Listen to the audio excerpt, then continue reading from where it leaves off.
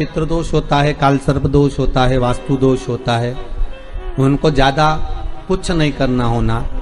महाराज एक बेल का फल लीजिए। क्या लेना है? बेल का फल, बेलपत्री का जो फल होता है उसको ले लो। उसके अंदर का जो गुर्दा होता है, अंदर का जो भाग होता है, उसको निकाल लीजिए और उस बेल के फल में आटा सेक कर उसमें शक्कर मिलाकर उसको उसके अंदर भर लीजिए। अमावस्या के दिन सुबह 10 बजे से पहले उस बेल फल में जिसमें तुमने पंजेरी भरी है, आटा सेक कर भरा है शक्कर के साथ में, उसको अपने घर में घुमाने के बाद में जिसको काल सर्प दोष बताया है, पितृदोष बताया है या वास्तु दोष का स्मरण बताया है, घर में सब दूर घुमाकर अपने परिवार का हाथ का स्पर्श कराकर पीपल के पेड़ के नीचे तक खड्डा खोदकर उस बेलपत्र के उस फल को दाब दीजिए। उस फल को उसमें दबा दीजिए। महाराज केवल एक अमावस्या करना रहता है, पितरों के दोष से मुक्ति मिलती है और हमारे घर के कार्य सफल होना प्रारंभ हो जाते हैं। कार्य की सफलता होती है, कार्य में सफलता प्राप्त होने लगती है। हम तो कई बार कहते हैं महाराज जी, अगर ऐसा लगे किसी औषधि को आप ले रहे हैं, मालूम पड़े कि औषधि आपको लग नहीं रही है, शिव महापुराण की कथा करेंगे, मान लो औषधि आपको नहीं लग रही, आपने औषधि बहुत दिनों से ले रहे हो, कोई दवाई, मान लो आप किसी भी दवाई को ग्रहण कर रहे हैं और वो औषधि लगी नहीं रही है, वो शरीर को लगी नहीं पा रही और आप ठीक ही नहीं हो पा रहे, 15 दिन हो गए, 8 दिन हो गए, बताओ, उतना की उतना ही कैटरीना है, उतना ही उतना अपना भरा हुआ, वही की वही लीवर, वही की वही किडनी, वही की वही स्मरण, सभी कुछ वही वही है, उतना की उतना ही। बीपी भी ऊंचा नीचा चल रहा है पर लेवल में नहीं आ रहा, शुगर भी लेवल में नहीं आ रही, तो प्रयास करा करो महाराज, बेलपत्री के फल का जो गुर्दा है, अंदर का जो भाग है फल का, उसको पानी में गला लीजिए और प्रदोष की प्रदोष, कम से कम प्रदोष नहीं हो और बीमारी जरा दवाई लगी नहीं रही हो तो बिना प्रदोष के भी कर सकते हो, उसको पानी में गलाइए। आधा घंटा पानी में, जैसे आपको सुबह मंदिर जाना है 10 बजे, तो सुबह स्नान कर कर कम से कम 6:30-7 बजे उसको पानी में गला दीजिए और उस बेले के फल का गुर्दा सा गला हुआ पानी शिव जी को ले जाकर समर्पित कर दीजिए। महाराज उस पानी में से थोड़ा सा 1 चम्मच पानी शिव जी पे चढ़ा हुआ लेकर आ जाइए। उस पानी को जो बीमार व्यक्ति है उसको औषधि देने से पहले मात्र आधी चम्मच से भी आधा चम्मच उसको दे दीजिए। भगवान शंकर का श्री शिवाय नमस्तुभ्यम का जाप कर कर उस पानी को देने के बाद अगर आप औषधि देंगे तो ये पक्का है कि औषधि अपना कार्य करना प्रारंभ कर देगी और वो स्वस्थ होना प्रारंभ हो जाएगी, वो स्वस्थ हो। औषधि शंकर जी के पूजन में कई लोग डरा देते हैं, शिव जी पे नारी पानी नहीं चढ़ाए, कई लोग कहते हैं शंकर जी का शिवलिंग ना छुए, नारी ऐसा नहीं करे। कौन सी पुराण में लिखा है वो तो एक बार लाओ, ये कहां लिखा है कि स्त्री शंकर जी का पूजन नहीं करती, पार्वती ने क्यों करा? कोई के हनुमान जी के मंदिर नारी नहीं जाए, कौन सी पुराण में लिखा है? हम भी तो जाने, सीता जी के पास तो हनुमान जी यूं ही पहुंच गए, तो वो भी तो नारी थी। अरे बोलो तो सही, मंदोदरी के सामने पहुंच गए, कितना पाला पड़ा है हनुमान जी महाराज का। जब लंका में प्रवेश करा था लंकनी सामने खड़ी थी, उड़ के जा रहे थे तो बीच में सुरसा आ गई, वो कौन थी? थी तो कितना पाला पड़ा। और क्या हनुमान जी के मंदिर में स्त्री नहीं जाए, शंकर जी को स्त्री नहीं छुए, ये कहां से लेकर आते हो रे, लाए कहां से हो? भगवान भला करे सबका, चित्त वृत्ति भगवान की भक्ति में रमो। झूठ बोला ब्रह्मा जी ने, भगवान शिव के चरणों में भगवान विष्णु ने नमन करते हुए कहा, इस शीश, कटे हुए शीश का आप बट वृक्ष बना दो। बड़ का पेड़ पितरों का प्रतीक होता है, बेलपत्री का पेड़ भी पितरों का प्रतीक होता है, क्योंकि ये पितरों के वंश से जो पार्वती मैया का प्रागट्य भाव वर्णन किया। पीपल का वृक्ष पितरों का प्रतीक होता है। महाराज पीपल के पेड़ के नीचे मात्र काली तिल्ली का पानी ही डाल देने से पितृदोष का निवारण हो जाता है। किसी लड़के की लड़की की विवाह शादी नहीं हो रहा हो, मंगल विवाह नहीं हो रहा हो, पानी के लोटे में थोड़ा सा काला तिल डालकर में पीपल के पेड़ के नीचे चढ़वा दीजिए। महाराज पितरों की शांति होती है, घर में मंगल कार्य होता है, मंगल कार्य हो जाता है, पितृदोष का निवारण होता है।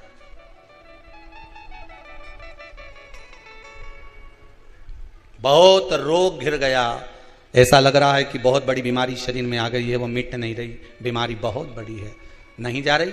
सरसों का फूल भगवान शंकर को चढ़ाना प्रारंभ कर दो।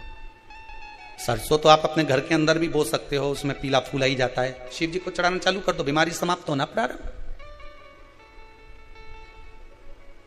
शिव को समर्पित किया गया एक एक भाग, एक एक भाग। महाराज लगे ऐसा कि घर में शांति नहीं है, सुख लक्ष्मी तो है, परिवार भी छोटा है पर शांति नहीं। जब देखो जब किसी ना किसी का मुंह चलता रहे, क्रोध में बोलते रहें, शब्दों के तीर चलते रहें, शांति नहीं है। प्रयास करिए, जिस समय पर ब्राह्मण को भोजन करने के लिए बिठाएं या श्राद्ध पक्ष के अंतर्गत ब्राह्मण जब घर में भोजन ग्रहण कर रहा हो, उस समय पर थोड़ा सा कोई सुगंधित पदार्थ, इत्र आदि, पानी के मटके के पास, परिंदे के पास में, जलाशय के पास में उस इत्र को थोड़ा सा कोई रुई में रखकर छोड़ दीजिए। घर में कभी क्लेश नहीं हो सकता, शांत का माहौल हो जाए। पितृपक्ष में किया जाता, पितृपक्ष। और एक बात और अच्छे से ध्यान रखिएगा, आप ब्राह्मण को भोजन कराएं ना कराएं, आपने धूप छोड़ी ना छोड़ी वो पता नहीं, गाय को रोटी दी ना दी, स्वान को भोजन दिया ना दिया, कौवे को भोजन दिया ना दिया, चलेगा। पर जिस दिन अमावस्या के दिन, उस दिन प्रदोष काल में, प्रदोष के समय पर, प्रदोष काल में शाम के समय पर जाकर किसी भी नदी, तालाब, बावड़ी, कुआं, कहीं ना कहीं जो आपके पास में हो, वहां पर एक घी का दिया, बत्ती का मुंह दक्षिण की ओर कर कर अवश्य जला कर जाना, सारे पितृदोष समाप्त हो जाएगा, सारा पितृदोष समाप्त। अमावस्या के दिन किसी भी जलाशय के पास में, नदी, तालाब, बावड़ी, कुआं, जो आपके शहर में, आपके गांव में, आपके नगर में हो, वहां जाकर लगा दे। अगर नदी, तालाब, बावड़ी, कुआं नहीं है तो पीपल का वृक्ष हो या बेलपत्री का वृक्ष हो या बट का वृक्ष हो, उसके नीचे लगा दो प्रदोष काल में। पर अमावस्या के दिन लगाएं जरूर। अमावस्या के दिन पितृ शाम के समय प्रदोष काल में शंकर भगवान का नाम जाप कर कर नदी, तालाब, बावड़ी पर पानी पीने जाते हैं, वहां से जल का आचमन कर कर पितृ अपने लोक को चले जाते हैं प्रदोष काल के समय पर। इसलिए प्रदोष काल में जलाशय के पास में, बावड़ी, कुआं, नदी, तालाब के किनारे पर दिया लगाया जाता है दक्षिण की ओर मुख कर कर बत्ती का, तो पितृ आशीर्वाद देते हुए जाते हैं कि फलो फूलो, आगे बढ़ो, उन्नति करो, तरक्की करो। ये पितरों का आशीर्वाद रहता है, पितरों का वर रहता है, आप देंगे उसको मिलेगा, कुछ करा ना करा। फिर अमावस्या के दिन, उस दिन दिया दक्षिण की ओर बाती का मुख कर कर लगा। महाराज सती मैया ने एक झूठ बोला था, शिव भगवान दूर हो गए थे। असत्य से शिव दूर है, सत्य है तो शंकर पास में। सती मैया को जलकर भस्म होना पड़ा था।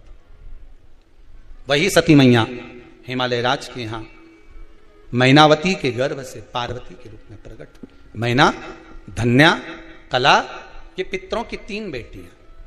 पितृलोक छोड़कर इनको मृत्युलोक आना पड़ा, पितृलोक को छोड़कर मृत्युलोक में आना पड़ा है। आंखों में जल है। मैना, धन्या, कला तीनों पितृलोक से जब चली ना तो बड़ा दुख हुआ इनको, क्योंकि पितृलोक जैसा कोई लोक नहीं है। जिस पितृलोक में स्वयं भगवान विष्णु, जिस पितृलोक में स्वयं भगवान नारायण अपने पितरों के पास में बैठकर भगवान की कथा सुनते हैं, ऐसे पितृलोक से कौन जाना चाहेगा? कौन जाना चाहेगा?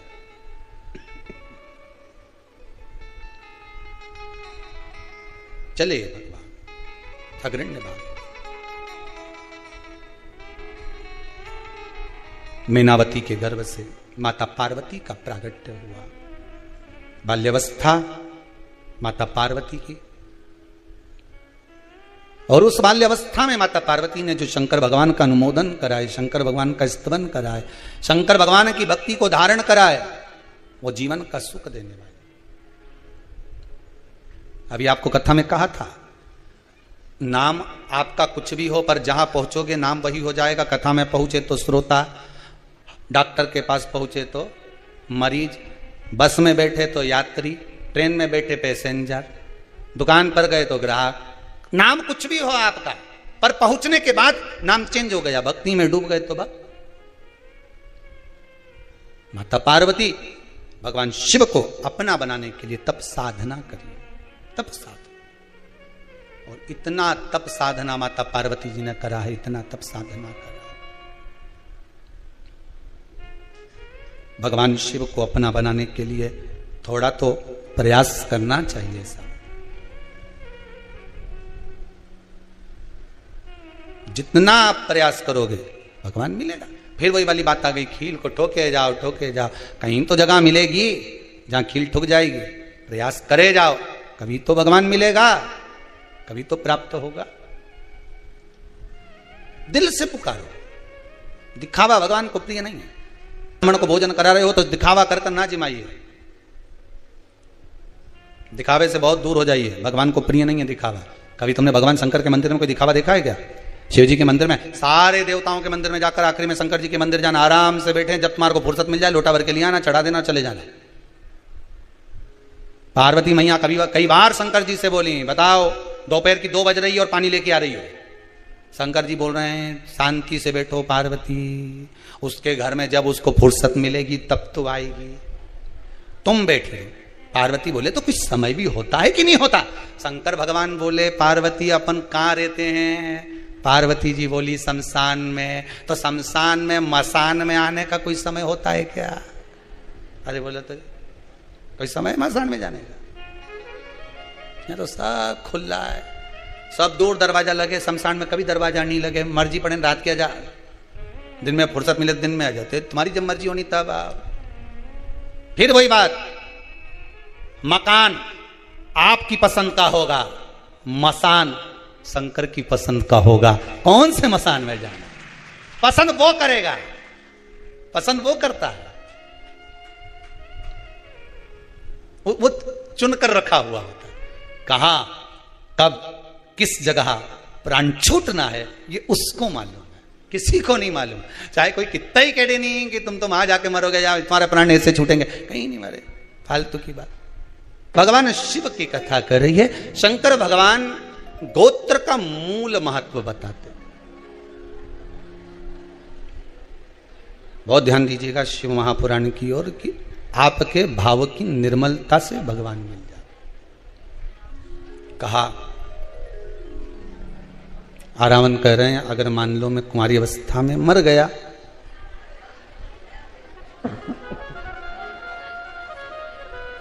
और कुंवारी अवस्था में चला गया, मान लो, शिव कथा कहती है, तो फिर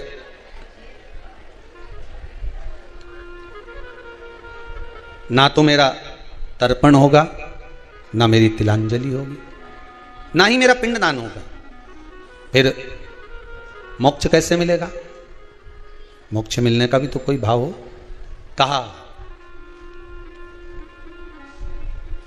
और एक बात अपने भी जीवन में उतार कर रखिए।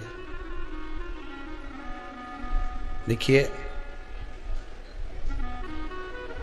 कुंवारी अवस्था में मरने वाले जीव जो गर्भस्थ मर जाएं या कुंवारी अवस्था में चले जाएं, आप कितना भी इनके लिए दान दे लो, कितना भी आप पिंडदान कर दो, कितना भी इनके लिए आप ब्राह्मण भोज करा दो, इनका कल्याण जब तक नहीं है जब तक घर का कोई एक व्यक्ति, 2 व्यक्ति जो भी हैं घर में, वो शिव महापुराण की कथा ना सुन ले। और एक बात बहुत ध्यान दीजिएगा, बाबा ने तो कृपा करी है, और मेरा तो माताओं से विशेष रूप से निवेदन है, पुरुष वर्ग से तो है ही, नवयुवक बच्चों से तो है ही, गर्भस्थ दुनिया के लोग तो यहां 7 पीढ़ी की बात करते हैं कि 7 पीढ़ी में अगर कोई कुंवारी अवस्था में गया होगा तो उसको मोक्ष मिल जाएगा। यहां शिव महापुराण की कथा और उज्जैनी सांदीपनी ऋषि बाबा की वो पावन धरा पावंतिका उज्जैनी में भगवान शिव के मंदिर के उस दीवाल पर लिखा हुआ है, 71 पीढ़ी तर जाती है मात्र एक शिव महापुराण की कथा श्रवण करने वाले, करवाने वाले की 71 पीढ़ी।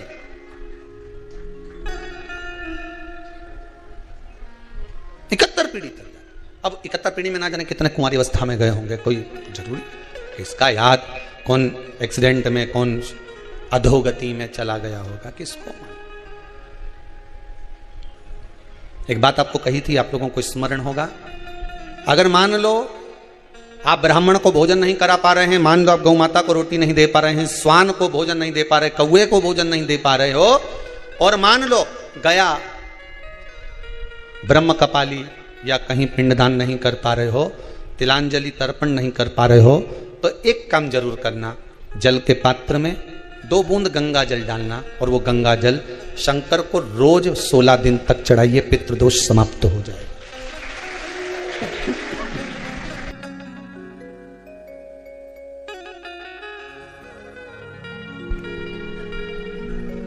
पितृदोष समाप्त हो जाएगा।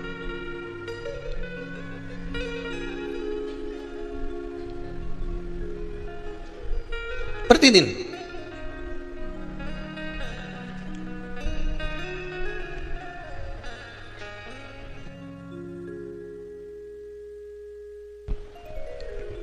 सोलह दिन तक प्रतिदिन चढ़ाई।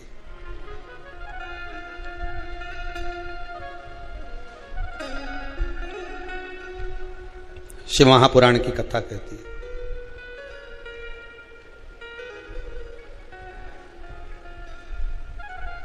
अर्धनारीश्वर भगवान का दर्शन कर कर जो ब्रह्म उत्पन्न हुआ,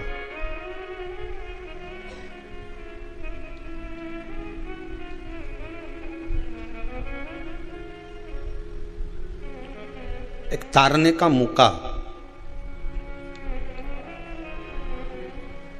अपने पूर्वजों को पार लगाने का मौका ये शिव महापुराण के माध्यम से मिला है।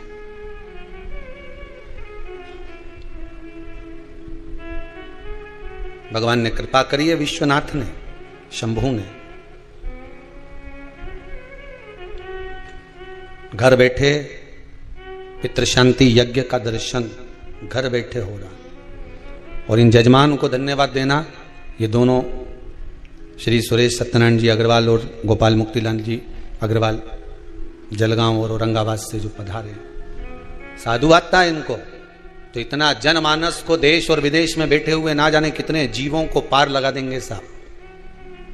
और आपको भी धन्यवाद देता हूं जो आपने अपनी अपनी टीवियों की वॉल्यूम बढ़ाकर, आवाज तेज कर कर जो पूरे वायुमंडल में शिव पुराण को, शंकर की कथा को जनमानस तक जो जीव चले गए वो अपने को नजर नहीं आते, पर वायु के